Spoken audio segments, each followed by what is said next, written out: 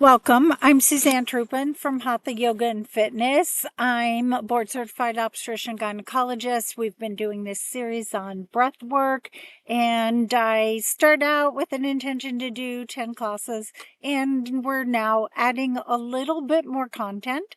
Today's breathwork class is a little bit different. It explores bumblebee breath.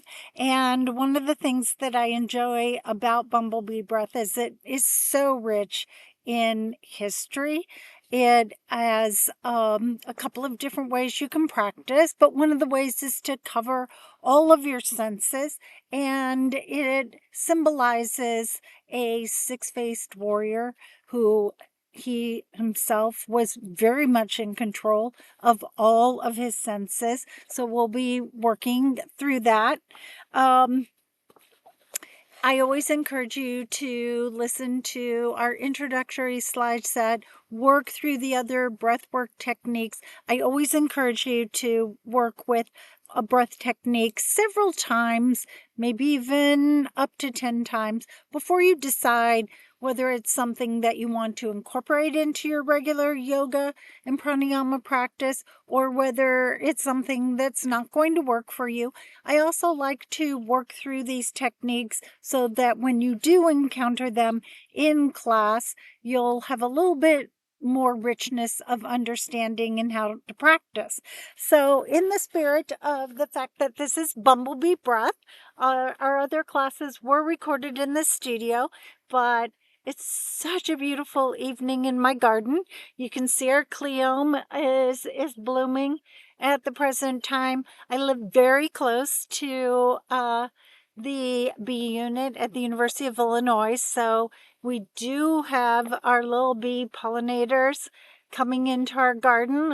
I don't think one will visit us during this class, even though we are going to be doing humming to mimic the way a bumblebee speaks with its wings. We do this with our mouth, but you probably know that they do it with their wings and they're beating, and you can actually get fairly close to the frequency that the bumblebees use, but we're not going to actually be summoning any bumblebees. As I usually tell you with every class, when you're working on breath work, try to come to a comfortable seated position. I just brought one bolster into the garden, so I'm going to sit on it to maintain my comfort. And I offer you to get comfortable as well.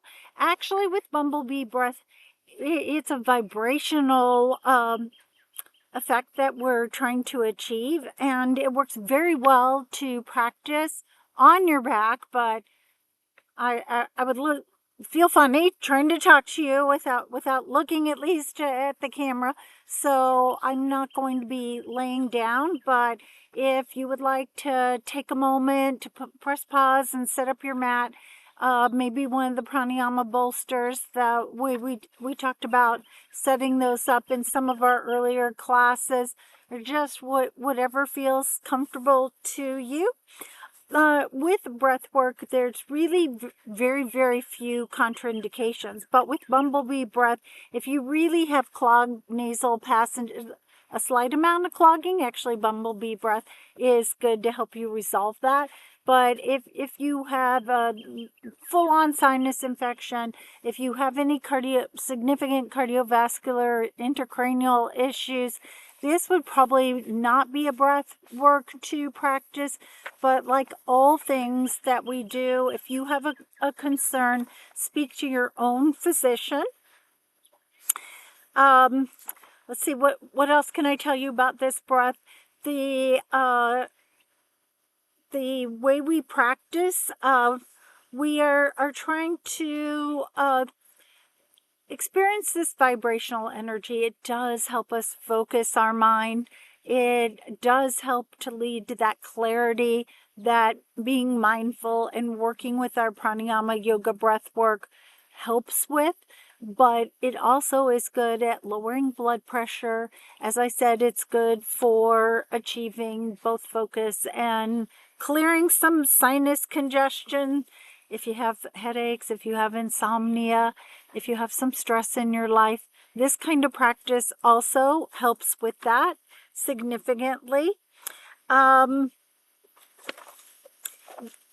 The breath work itself is called Bhramari. It's named after a specific type of Indian bumblebee that's really just found in India, although the black bumblebees, it is a black bumblebee, but black bumblebees of various kinds are found all over the world. And it is sort of a symbol of our mind being absorbed with nectar. So that beauty that image might bring to you, I think of it like being absorbed in my breath work, like a bumblebee moving from flower to flower. This breath work is practiced with a mudra. So I'm going to take off my glasses. So the 2 fingers can be on your eyes. Your thumb can be in your ears. The other way to practice is just a thumb in your ears. So you do want to at least compress. So you can have 2 fingers on your eyes. Your 4th finger can be closing the nasal passages, and the pinky can just rest very gently on your lower face. And so you can be essentially sealing in all your senses while you work the bumblebee breath. Let's see. When you take your breath in, relax your hand from your face. And I do want to remind everyone to wash their hands before they practice this. And we're going to have you inhale deeply through your nose. And when you exhale, practice that humming sound like you would imagine a bee to hum. We imagine that the different pitches work better or less well for some people. In general, we aim to go with a little higher pitch sound, but I encourage you just to not worry about what pitch you are experiencing unless you're very musical. I'm not, but I enjoy music, and just experiment with the pitches. So you're going to inhale and then exhale to double count. So perhaps you'll inhale to a count of 4 and exhale to a count of 8. And you can try other pacing in this type of breath work. And we're just going to practice it together. So you're going to place your hands and inhale through your nose. Then close off your nasal passages, your eyes, at least for sure your ears. And then that humming like a bee. So if you inhale for 2, hum for a pace of 4. If you inhale to 3, hum to that pace of 6. I like to work with either an inhale of 4 or 6. And then if I'm inhaling to a count of 4, I'm exhaling, trying to maintain that hum to 8. And then occasionally I do practice a little bit of breath retention at the end of the humming. So I always encourage you to settle, perhaps close your eyes even before you're closing your eyes with your fingers. Take notice of your inhale, expand your exhale, perhaps working with our 6x6 inhales and exhales before you really settle. If you only have a few minutes to practice your breath work, then don't do too much warm up, but I encourage you to at least spend 5 to 15 minutes every single day working with some sort of breath work. If you've gone to a yoga class and you've incorporated that 5 to 10 minutes of breath work at the start or finish of class, excellent. But even if you have a little bit of time to yourself, to really expand your own experience and learn what will work for you.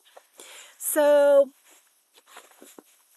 I suggest that those rounds of breath, go with a fixed pattern for say 5 rounds, and then take a little break and maybe try that 3 rounds through. So let's at least close off our ears, take that deep breath in through your nose to a count of 2, 3, 4.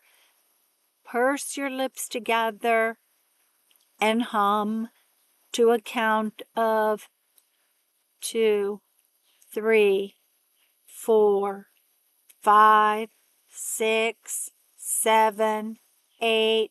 Let that go. Inhale. 2, 3, 4. Exhale, humming. 3, 4, 5, 6, 7, 8. Inhale. 2, 3, 4. Purse your lips. Exhale. 2, 3, 4, 5, 6, 7, 8. Inhale. 2, 3, 4. Exhale. 2, 3, 4, 5, 6, 7, 8. Let that go. Notice the vibrations. You can feel those vibrations staying with you long after you've finished the pattern of your breath. And at the end of your practice, try to observe the quiet that your breath work has brought to you, the calm, maybe relaxation. Maybe thank yourself for spending a few minutes not worrying about the things that fly into our head and disturb our attempt to focus inward, focus on ourselves. So I hope you've enjoyed this little introduction to the Bhramari breath, the bumblebee breath. It is a wonderful breath work to incorporate into your regular pranayama practice. Again, I'm Suzanne Trupin. I'm a board-certified obstetrician gynecologist. I'm an RYT 500, and I teach yoga here at Hatha Yoga and Fitness. But I'm recording this just in my backyard next to some of my flowers that I can enjoy, as well as the bumblebees in our yard. Thanks.